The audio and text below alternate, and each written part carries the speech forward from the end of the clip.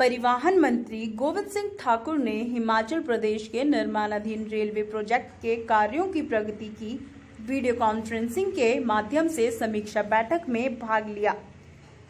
बैठक में उन्होंने कहा कि रेल लाइन का लाभ प्रदेश व देश की जनता को मिले, इस दिशा में प्रदेश की जयराम सरकार तेज गति से कार्य कर रही है। साथ ही उन्होंने रेलवे के सभी अधिकारियों को जयराम सरकार की तरफ से आश्वासन दिया कि उनको हिमाचल में अपने कार्य को करने के लिए पूरा सहयोग दिया जाएगा। बहुत कालका से सोलर रेल लाइन,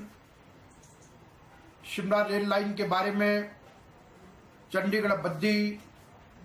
अगस्त के आखिर में या सितंबर के महीने में हिमाचल प्रदेश ये रोहतांग टनल, जिसका नाम अभी हमको हरपाल सिंह जी तो कह रहे थे कि भाई अभी प्रधानमंत्री कार्यालय से भी और जगह से डिफेंस, जो हमारा जो ग्राउंड जो वर्क होना है, जो नीचे की तैयारियां होनी है, उसमें भी हमारी कोई कमी ना रहे। और आज यहाँ पर हमारा जो ropeway and rapid transport development corporation है, जो अपने जो हमारे प्रोजेक्ट्स हैं, जो रोपवेज इत्यादि हैं, उनके अतिरिक्त रेलवे के संबंध में भी काम देखने की जिम्मेदारी इस कॉरपोरेशन को दी है। तो उसके माध्यम से आज हमने यहाँ पर इस कॉरपोरेशन के माध्यम से रेलवे के हिमाचल प्रदेश में जितने प्रोजेक्ट्स चल रहे हैं और जो आने वाले दिनों में संभावित है, उन सब पर एक रिव्यू मीटिंग की है। और इस रिव्यू मीटिंग में हमारे ट्रांसपोर्ट डिपार्टमेंट के ऑफिसर्स और बिलासपुर, ऊना और सोलन के डिप्टी कमिश्नर्स और फॉरेस्ट के ऑफिसर्स, और फिर जो जो यहाँ पर दिल्ली से रेलवे के जो ईडी हैं, अम्बाला, फिरोजपुर, चंडीगढ़, और यहाँ पर जो जो भी रेलवे के अधिकारी हैं, वो सब भी वीडियो कॉन्फ्रेंस के माध्यम से जुड़े। और हमने जितनी भी यहाँ के रेलवे के जो प्रोजेक्ट्स हैं हमारे, उन सब पर उनसे विस्तृत रूप में जानकारी ली है।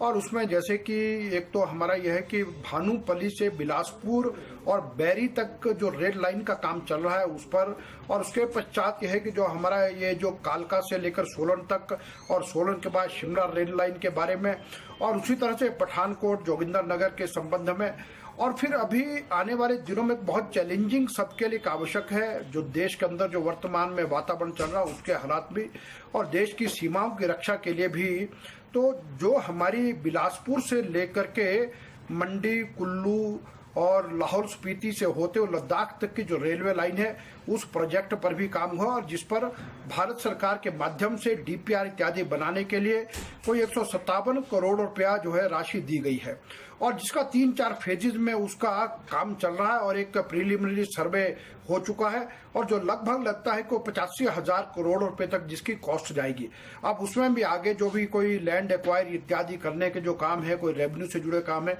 उन सब कामों को तेज गति से चलाएंगे। और उसके लिए हमने केंद्र सरकार से भी बात की, और माननीय मुख्यमंत्री जयराम ठाकुर जी ने ये सभी विषय भारत के प्रधानमंत्री जी के ध्यान में लाए और केंद्रीय रेल मंत्री जी के ध्यान में लाए। और हमने